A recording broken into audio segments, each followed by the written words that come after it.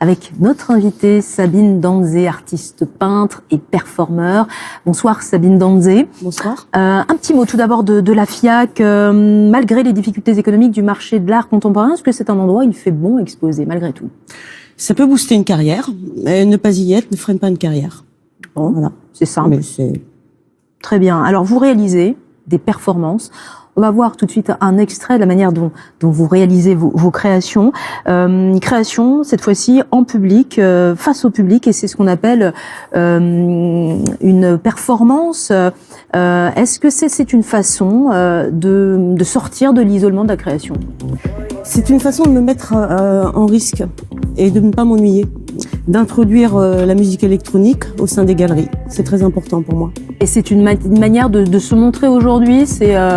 On connaît les réseaux sociaux, l'importance des réseaux sociaux, ça en fait partie, de se montrer de cette manière-là.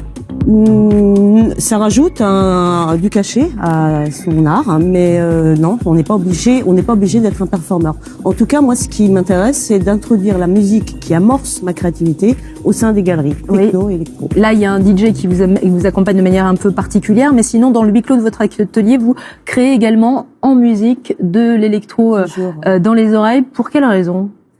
Elle stimule mon mental et le rythme que j'ai le rythme que je prends pour bouger en fait est celui d'un archer. Et j'ai besoin de danser pour peindre. J'ai besoin d'utiliser mes deux mains. J'ai besoin de toutes ces multisons électroniques. Alors là, on vient de le dire, a besoin des réseaux sociaux pour s'exprimer. Ça fait vraiment partie des codes aujourd'hui pour son réseau social, son Facebook, son Twitter. Un artiste aujourd'hui contemporain n'a pas de visibilité? Pratiquement pas, mais on peut également, intégrer une galerie et ne pas obligatoirement publier sur un Facebook ou sur un Insta, et juste passer par le biais de la médiatisation que la galerie effectuerait. Un galériste, en revanche, c'est un point d'appui pour l'instant indispensable. Oui, c'est indispensable de travailler. C'est d'ailleurs très agréable de travailler avec une galerie. C'est une personne qui connaît votre travail, votre créativité, qui vous représente, qui s'occupe de votre com. Oui, c'est important. C'est un échange et une collaboration. Et vous avez choisi en parallèle d'ouvrir un espace de vente. Ça, par contre, c'est plus moins ordinaire. Non, c'est pas très ordinaire. C'est risqué également. Pour quelle raison? Parce que je pourrais me mettre à dos des galeries en laissant entendre que je prends en charge les ventes de mes toiles. Cet espace de vente, en fait, ce showroom est créé juste parce que beaucoup de gens souhaitent voir mes toiles. Tous ne sont pas capables ou n'ont pas le temps de se rendre aux États-Unis pour aller voir ce qui s'y passe, voir ou les perfs de Danzé ou des tableaux. Tous n'ont pas l'acte de rentrer dans une galerie. Les galeries, c'est quand même assez impressionnant, c'est impressionnante. Donc, je propose non pas un atelier d'artistes, mais un showroom dans lequel je présente les derniers travaux. Alors aujourd'hui, le marché de l'art contemporain réclame, exige ce qu'on appelle des artistes engagés, et ça, par contre, ça a le don de vous agacer. Pour quelle raison? Parce que pour pouvoir garder son libre arbitre et son authenticité, on devrait ne pas être obligé de s'engager. L'engagement en soi, c'est une façon d'aiguiser ses sens, sa dextérité, et d'être au maximum dans ce qu'on est capable de faire. Pour moi, c'est le premier engagement. Bon, et un artiste engagé, est-ce qu'il est capable peut-être de faire ce que vous allez nous faire là tout de suite? Vous avez un peu de matériel. Dites-nous un peu ce qui se passe là. Alors, je suis pas une artiste engagée, mais par contre, je suis ultra contemporaine et d'avant-garde, et toujours dans la recherche des créations. Donc, ce sont des pots de silicone que j'ai créés.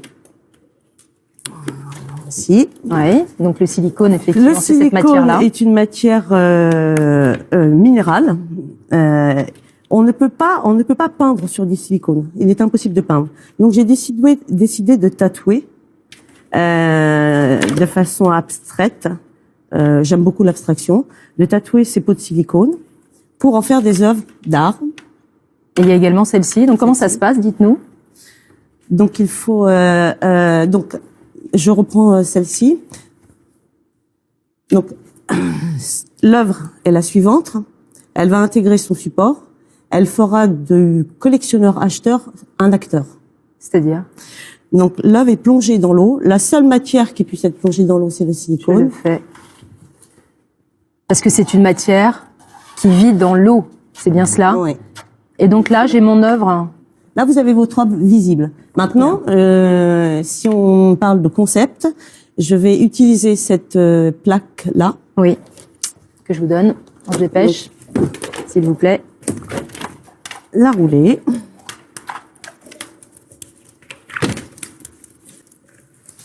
Et donc on le la positionne plonger ainsi. dans le silicone. Oui. Prendre. Voilà. Et là, on nourrit. On nourrit. Ça. On le arrose, principe, c'est ça. On arrose. Les œuvres s'appellent champagne drip, champagne goutte à goutte.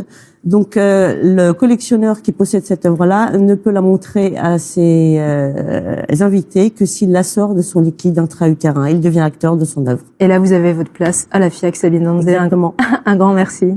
Merci d'avoir accepté notre invitation. Notez avant de se quitter que Bruno Le Maire, le ministre de l'économie et des Finances, sera l'invité de Francis Letellier dans Dimanche en politique à